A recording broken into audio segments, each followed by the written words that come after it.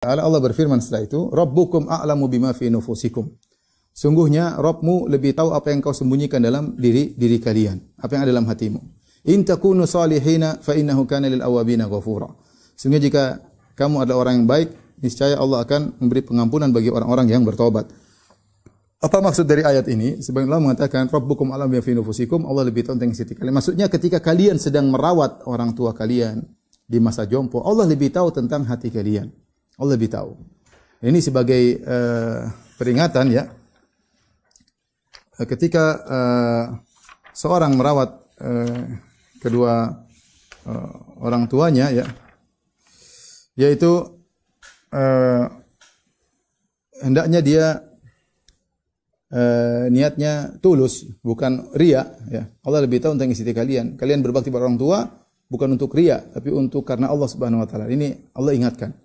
Karena sebagian orang mungkin berbakti kepada orang tuanya dia riya, dia pencitraan misalnya, itu dia foto, dia masukkan ke Facebook dan yang lainnya, masukkan ke medsos. Enggak, Anda berbakti pada orang tua bukan untuk Anda ceritakan kepada orang lain.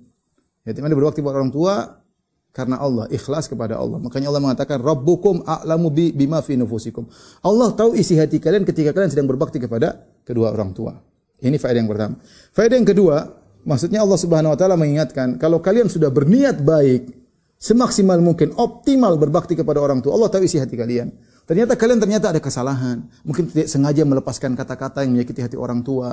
Terkadang mungkin terlambat menyambut panggilan orang tua. Melakukan kesalahan, maka Allah maafkan. Dan ini diantara Tuhan kita sangat rahim, sangat maha baik, maha penyayang. Ya, Allah tahu kita niatnya baik. Terkadang kita sedang, namanya terkadang ya terjadi cekcok antara kita dengan orang tua kita. Antara anak dengan orang tua. Mungkin orang tua salah paham.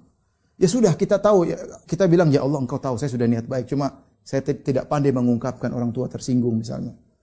Ya, saya tidak pandai berekspresi depan orang tua sehingga orang tua marah. Ya, tadi saya kelepasan ya Allah sehingga saya angkat suara di hadapan orang tua. Ya, maka Allah ingatkan, tenang wahai hamba-hambaku, kalau kalian sudah berusaha semaksimal mungkin, Allah tahu isi hati kalian, kalian niatnya baik. Adapun kesalahan-kesalahan kalian yang kelepasan, tidak sengaja membuat orang tua tersinggung dan yang lainnya, maka Allah fa innahu kana lil awwabina ghafura. Sungguhnya Allah Maha Pengampun kepada orang yang kembali kepada Allah Subhanahu wa taala. Maka ikhwan, yang penting kita berusaha ya. Ini Allah kasih, maksudnya Allah kasih hiburan kepada kita karena tidak ada di antara kita bisa maksimal. Kalau kita sudah berusaha ternyata ada kekurangan-kekurangan ya. Yang penting kita tidak pelit sama orang tua, tidak perhitungan sama orang tua, tidak pelit waktu, tidak pelit tenaga sama orang tua. Ternyata masih salah karena sebagian orang diuji dengan orang tuanya yang cerewet, orang tuanya suka marah-marah, yang kerjanya suudzon dan macam-macam sehingga dia sudah berusaha maksimal tapi ternyata salah terus. Apakah dia durhaka? Enggak. Tenang, Allah tahu kau niatnya baik.